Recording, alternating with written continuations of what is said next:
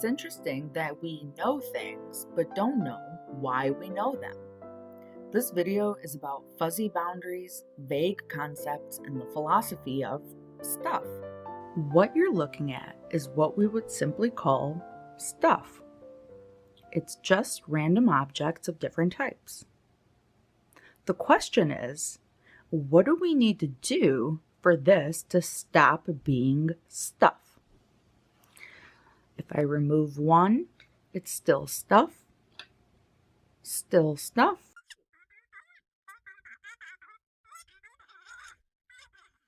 So for it to stop being stuff, it seems like all I would need to do is remove one.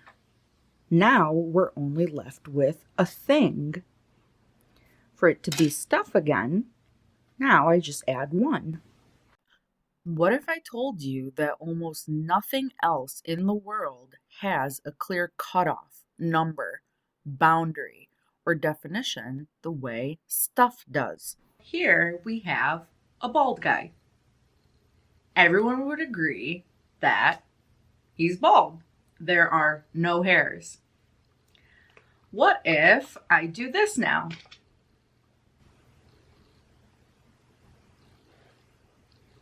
Is he no longer bald? If you saw someone in real life that only had one single hair on their head, would you consider them bald still? Probably. When I turn this lever, we get Play-Doh hair. Everyone would agree that this guy is not bald. He has a full head of hair.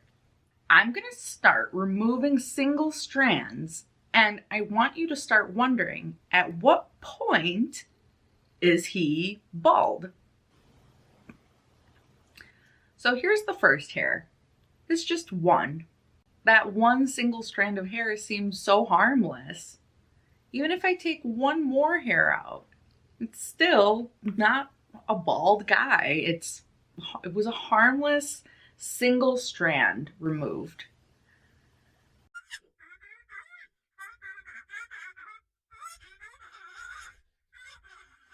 Let's say he has 10 hairs left right now.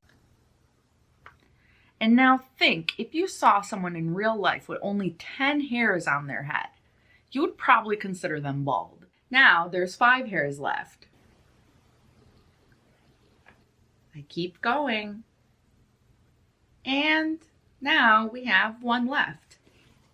What we said earlier is that a single strand of hair is pretty much harmless. When we removed one piece of hair, it did not make him bald.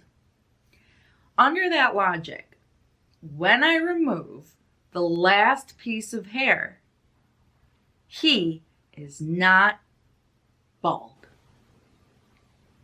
Yeah, so we're looking at this bald figure, and we would have to say that he's not bald. Let's backtrack on how we reached that conclusion. We said that the Play-Doh doll with a full head of all 40 hairs is not bald. We went on to say that one hair being removed won't make it bald, 2 hairs being removed won't make it bald, and neither would 3, and so on. It follows that 39 hairs being removed won't make it bald, and we end on a troubling conclusion that all 40 hairs being removed won't make it bald. The only way to avoid this conclusion is to say what number was the cutoff between 1 and 40. If you think that maybe it was about 20 hairs, he had to have 20 hairs left to be considered bald. Why not 19? Are you saying that if someone had 19 hairs and only one of them grew back, that they would no longer be considered bald? What if one of the hairs is cut in half? So you had initially said that maybe 20 hairs is the cutoff, and now we have 19 and a half. Or you can try to argue that baldness has little to do with the actual number of hairs.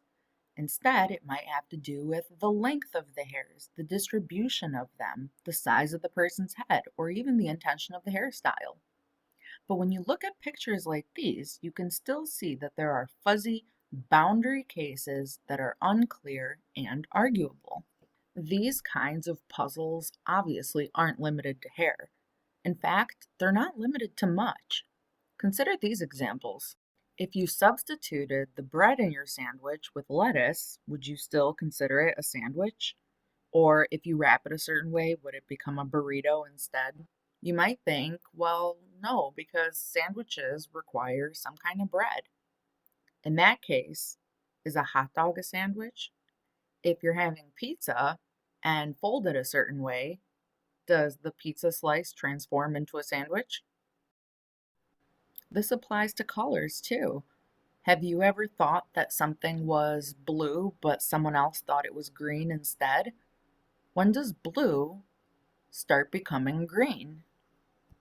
What if abortion is legal at 6 weeks, but on the day of your appointment, you're measuring at 6 weeks and 1 day?